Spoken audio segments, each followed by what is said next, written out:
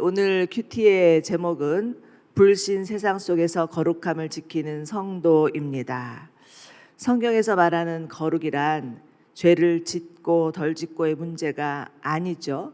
히브리어로 거룩이란 잘라냄, 분리함이라는 뜻으로 더러움으로부터 분리된 상태를 말합니다. 즉 거룩한 하나님의 백성이란 오염된 세상으로부터 분리된 하나님의 사람들이라는 뜻이죠. 사도 바울은 고린도 성도들을 향해서 권면하고 있습니다. 일단 14절, 15절부터 다시 보실 텐데요. 여러분은 믿지 않는 사람들과 함께 멍에를 매지 마십시오. 의와 불법이 어떻게 짝하며 빛과 어둠이 어떻게 사귈 수 있겠습니까? 그리스도와 벨리알이 어떻게 하나가 되며 믿는 사람과 믿지 않는 사람이 어떻게 함께 목을 나눌 수 있겠습니까? 라고 말합니다. 당시 고린도라는 지역은 아가야의 항구 도시로서 아주 무역이 활발한 지역이었습니다. 그렇기 때문에 그 문화와 건축과 예술과 축제의 도시였죠. 매우 향락적이고 세속적인 도시였습니다. 바울은 이러한 지역에 살고 있는 고린도 교회 성도들을 향해서 의와 불법, 또 빛과 어둠, 그리스도와 벨리알, 믿는 사람과 믿지 않는 사람을 대비하며 믿는 자가 믿지 않는 사람과 함께 할 수 없음을 권면하고 있습니다. 그러나 이는 그리스도인이라고 해서 무조건 믿지 않는 사람과 상종도 해서는 안 된다는 말은 아닙니다. 14절에서 믿지 않는 사람과 멍에를 함께 매지 말라는 것은 세상의 윤리나 가치나 특별히 우상 숭배로부터 멀리하라는 말씀입니다. 15절의 벨리알은 사단을 뜻하는 말이죠. 우리가 너무나 잘 알다시피 베드로전서 2장 9절의 말씀, 너희는 택하신 족속이요 왕 같은 제사장이요 거룩한 나라요 그의 소유된 백성이니 이는 너희를 어두운 데서 불러내어서 그의 기이한 빛에 들어가 이를 아름다운 덕을 선전하게 하심이라 라는 말씀 있죠. 이 말씀처럼 그리스도인은 하나님께서 창세전에 택하신 자들입니다. 또 사람들로 하여금 하나님께 나아갈 수 있도록 돕는 중재자이죠. 세상과 아예 담을 쌓고 살 수는 없지만 세상과 분리된 자요 하나님께 속한 자입니다. 이 베드로전서 2장 9절의 말씀은 그리스도인의 정체성이 무엇인지에 대해서 잘 알려주는 말씀이죠. 이와 같이 오늘 또 사도 바울도 동일하게 또 14절과 15절에서 그리스도인들은 하나님이 불러낸 거룩한 자임에 대해서 다시 한번 강조하고 있습니다. 하나님께서 우상을 섬기던 아브라함을 부르셔서 자기가 살던 땅을 떠나게 하시고 한 민족을 이루게 하시고 하나님만 섬기는 백성 되게 하신 것은 그를 통해서 온 민족 가운데 복음을 전하는 또 하나님을 전하는 통로 되기 위함이었죠. 이래서 아브라함과 또 그의 가족과 조카 롯까지 데리고 아브라함은 고향을 떠나서 가나안으로 들어가게 되는데 얼마 함께 살다 보니까 또 조카 롯과 함께 또 재산 문제가 불거지면서 서로 떨어져서 살 수밖에 없는 상황이 되었을 때 롯은 자기가 보기에 좋은 땅, 눈에 보기에 좋은 땅 소돔으로 들어가게 되고 아브라함은 가나안에 남게 됩니다. 그러나 소돔은 죄악이 만연한 도시였죠. 롯과 롯의 가족들은 소돔 땅에 살면서 점차 소돔의 생활 양식, 사고 방식, 또 그들이 믿는 우상들에 젖어들면서 급기야는 하나님께서 그 땅을 심판하실 때 그곳의 삶에 연연하여서 또 뒤를 돌아다보다가 롯의 아내는 소금 기둥이 되고 겨우겨우 롯과 그 딸 둘은 구원을 받게 됩니다. 하나님께서 택하신 자가 세상과 분리되어 살지 못하고 오히려 세상에 동화되어서 세상에 젖어 살 때 그 결과는 세상 사람들과 똑같은 심판 가운데 놓일 수밖에 없음을 알려주는 사건이라고 할 수 있겠습니다. 그러나 세상에 살지만 세상과는 구별되어서 거룩한 삶을 살아갈 때 그리스도인은 어두운 세상에 빛이 되고 소금이 될 수 있습니다. 미국과 캐나다 등지에는 메노나이트 공동체라고 하는 신앙의 신조를 가진 사람들이 함께 모여 사는 공동체가 있는데요. 그들은 세상과 분리되어서 자신들만의 공동체를 이루면서 신앙을 지켜가고 있지만 그렇다고 해서 세상과 등진 자들은 아닙니다. 우리나라 6.25 전쟁 시에도 그들은 80명의 선교사를 파송하여서 피난민과 전쟁 난민들에게 식량과 의복과 또 침구들을 제공하고 또 어려운 사람들에게 직업 훈련을 시키고 또 사회복지 시설을 마련해주고 농촌 계몽 운동을 일으키면서 한국이 전쟁으로부터 일어날 수 있도록 도왔던 그런 공동체였습니다. 그들이야말로 세상의 빛과 소금의 역할을 감당하던 자들이라고 말할 수 있겠죠. 16절을 보시면 바울이 하나님의 성전과 우상들이 어떻게 하나가 될 수 있겠습니까? 우리는 하나님의 성전이라고 말씀하고 있습니다. 여러분, 우리는 그리스도의 몸된 성전입니다. 주님께서 우리 안에 살아 역사하시기 때문이죠. 우리가 예수를 믿으면 주님이 우리 안에 거하시고 우리 안에 거하시기 때문에 우리는 하나님의 살아계신 성전이라 말할 수 있습니다. 그런데 16절을 또 연이어서 보시면 그 이유를 바울은 모세의 언약에서 찾고 있습니다. 하나님께서 이스라엘과 시내산에서 맺은 언약, 그 핵심의 내용이 16절에 나오고 있는데요. 내가 그들 가운데 거하고 그들 가운데 행할 것이니 나는 그들의 하나님이 되고 그들은 내 백성이 될 것입니다. 이 구절입니다. 이는 하나님께서 이스라엘 가운데 거하시며 그들과 영원히 함께 할 것이라는 약속이죠. 영원히 변치 않는 하나님의 언약입니다. 그리고 이는 또한 이스라엘 안에 거하시는 하나님께서 그들을 고치시고 새롭게 하시겠다는 약속이기도 합니다. 이스라엘은 오랫동안 애굽 생활로 인해서 또 그 애굽의 우상에 물든 자들이었습니다.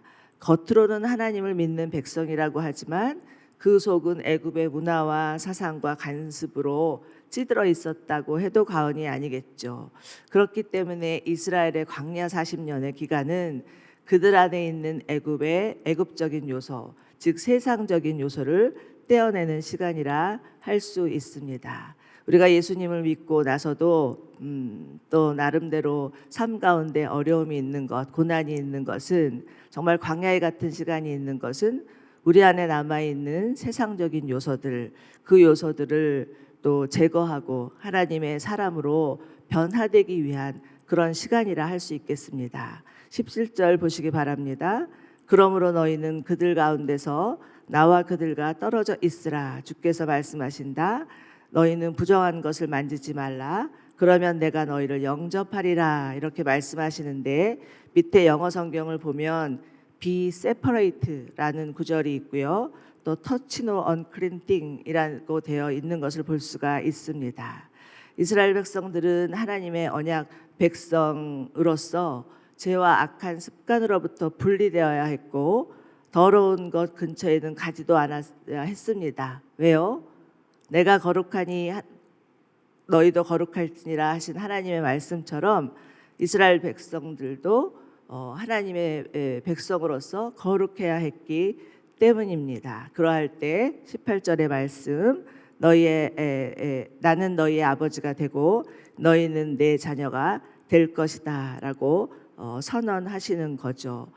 우리가 정말 예수님을 영접하면 예수님께서 우리 안에 오셔서 우리를 깨끗하게 하시고 새롭게 하신다는 것입니다. 그러나 이 거룩이라는 것은 우리 안에서 나오는 것이 아니죠. 거룩은 우리 스스로 이룰 수가 없습니다. 이것은 오로지 우리 안에 계시는 성령께서, 우리 안에 거하시는 예수 그리스도께서만 하실 수 있습니다. 우리 죄를 사하기 위하여서 오신 예수님을 믿을 때, 또 우리의 모든 죄를 짊어지시며 십자가에 달리신 그 예수님의 사랑과 은혜를 깨달을 때, 그리고 날마다의 삶에서 예수님과 동행할 때 점점 예수님을 닮아가면서 거룩한 하나님의 자녀로 변화될 수 있습니다. 조금 전에 저희가 찬양한 대로 정말 저희의 날마다의 삶 가운데 주님을 바라볼 때 그때 거룩이 임한다는 것을 믿으시기 바랍니다. 그렇기 때문에 우리 가운데 중요한 것은 날마다 믿음의 주에 온전케 하시는 예수 그리스도를 바라보는 것입니다. 여러분, 우리의 믿음의 완성은 절대 단번에 되는 것이 아닙니다. 우리 믿음의 과정은 점진적이라고 할 수가 있겠습니다. 그렇기 때문에 오늘 실패했다고 해서 실망할 필요가 없습니다. 비록 나는 오늘 실패했지만 내 안에 계신 예수 그리스도께서 다시 나를 새롭게 하시고 다시 나를 고치시고 점점 거룩한 하나님의 사람으로 변화시켜 주실 것을 기대하시면서 오늘도 주님 앞에 나아가시는 저와 여러분 되시기를 축원합니다. 자, 이제 마지막 7장 1절 보시기 바랍니다. 7장 1절 말씀. 그러므로 사랑하는 여러분, 우리가 이 약속을 가지고 있으니 하나님을 두려워함으로 온전히 거룩함을 이루면서 육과 영의 모든 더러움을 떠나서 우리 자신을 깨끗게 합시다 라고 말씀합니다. 자, 그렇다면 거룩함에 이르는 첫 번째는 먼저 하나님을 두려워하는 것입니다. 하나님을 두려워한다는 것은 하나님을 경외한다는 뜻이죠. 하나님을 경외한다는 것은 하나님의 말씀이 진리임을 깨닫고 그 말씀에 순종하는 것입니다. 하나님은 말씀으로 이 세상을 창조하셨고 경영하실 뿐만 아니라 지금도 이 세상을 주관하시고 다스리시며 우리를 인도하고 지도하고 계십니다. 그렇기 때문에 하나님의 말씀은 영원한 진리이고 그 말씀만이 변치 않는 우리를 향한 사랑이라고 할 수 있습니다. 그리고 그 말씀은 지금도 살아서 역사하고 움직이고 있음을 믿으셔야 합니다. 히브리서 4장 12절을 보면 하나님의 말씀은 살았고 운동력이 있어서 자위의 어떤 날선 검보다도 예민하고 혼과 영과 관절과 골수를 찔러 쪼개기까지 하며 또 우리 마음과 생각과 뜻을 감찰한다고 하셨습니다. 이처럼 여러분, 하나님의 말씀은 우리의 영혼뿐만 아니라 육체까지도 새롭게 합니다. 하나님의 치유는 전인적인 치유라 할 수 있겠죠. 그렇기 때문에 무엇보다 말씀이신 예수님의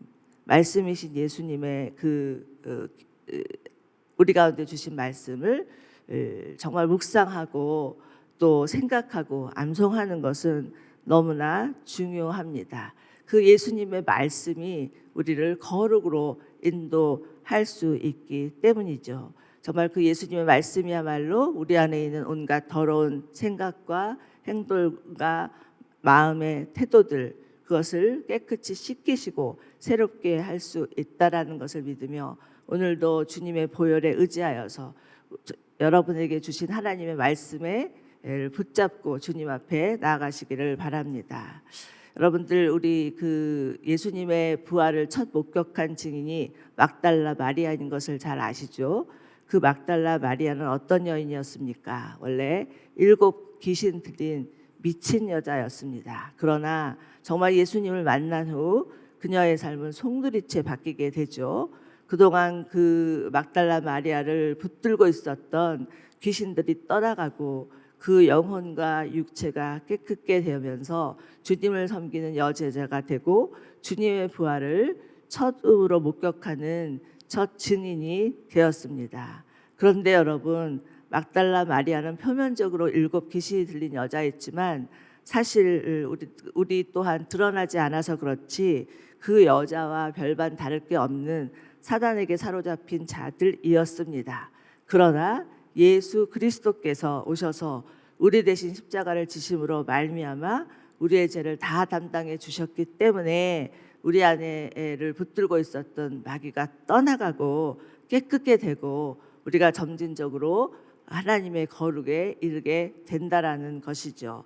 그렇기 때문에 우리가 의지해야 될 것은 우리를 위해서 달리신 예수 그리스도의 십자가입니다. 예수님의 십자가야말로 오늘 7장 1절의 말씀처럼 온전히 거룩함을 이루어서 육과 영의 모든 더러움을 떠나서 우리 자신을 깨끗게 하는 것입니다. 이처럼 십자가 안에는 죄사함이 있고 영원한 생명이 있음을 믿으면서 이전에 살아왔던 삶의 방식들을 내려놓고 옛자를 십자가에 못 박을 때 하나님께서 우리 안에 새로운 자, 새 자를 만들어 주실 것을 믿으시기 바랍니다. 자, 지금 여러분 우리가 살고 있는 세상은 어떻습니까? 온갖 거짓과 음모와 술수와 방탕함으로 얼룩진 세상입니다.